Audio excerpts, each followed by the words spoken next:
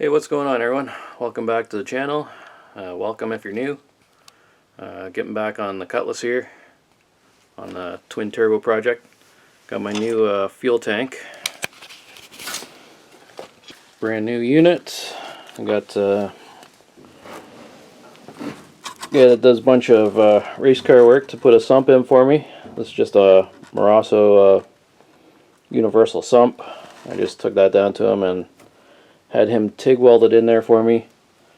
I was going to weld it myself, but I'd rather a professional do it so it looks much nicer.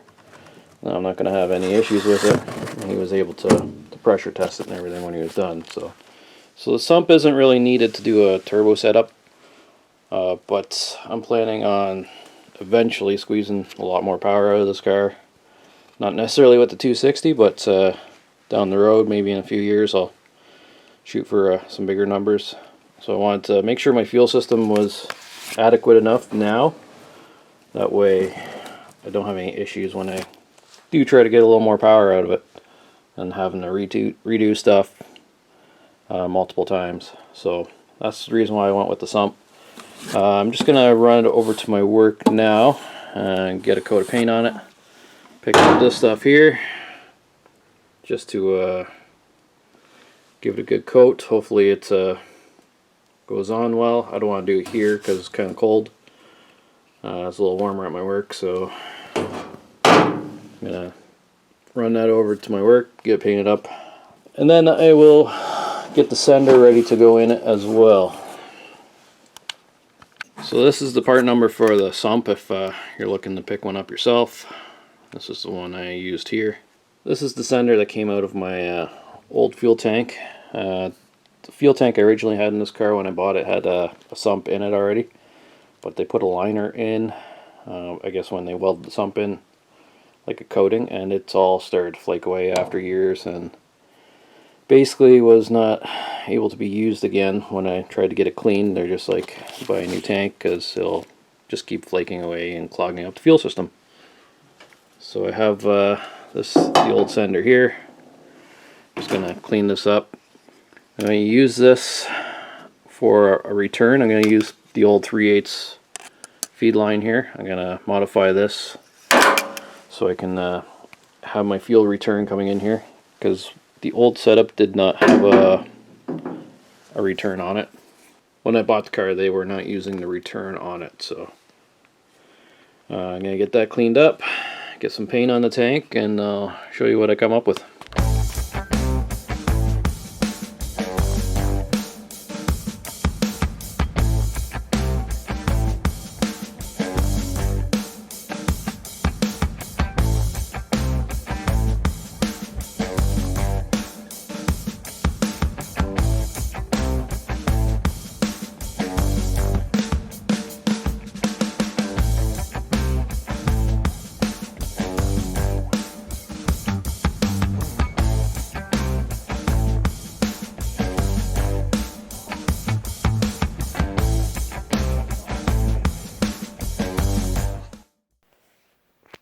Alright, got the tank all painted up here, ready to go.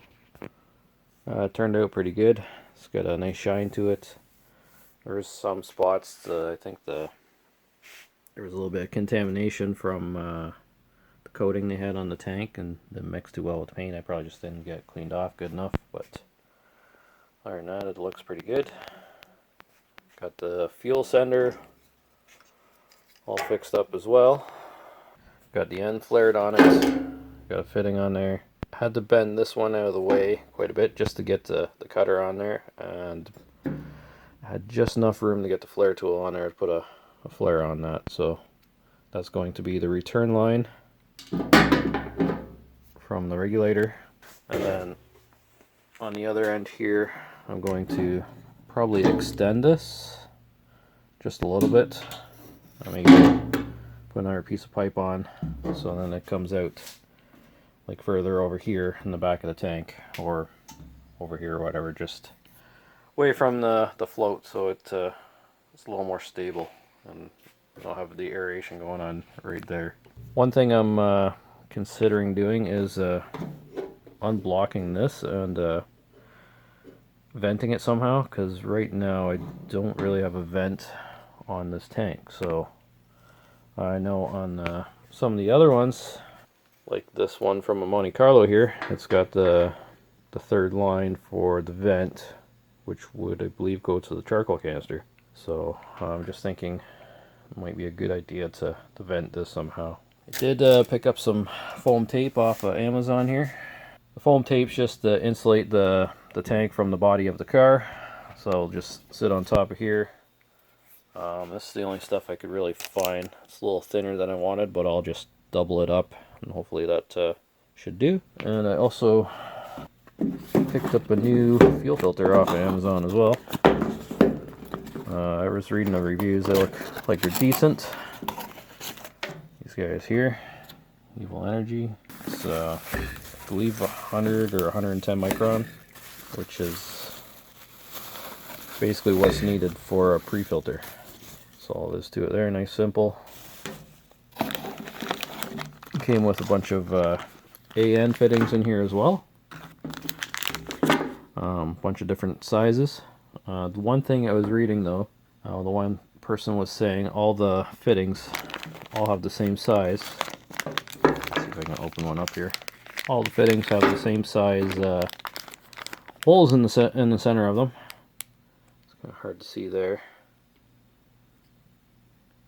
but they're all drilled the same size in the center. So even if you go to like a bigger size fitting, you're not getting any more flow out of them. So some guys say they just drill them out, or they just change them to a different brand. But the half should be fine for what I need here.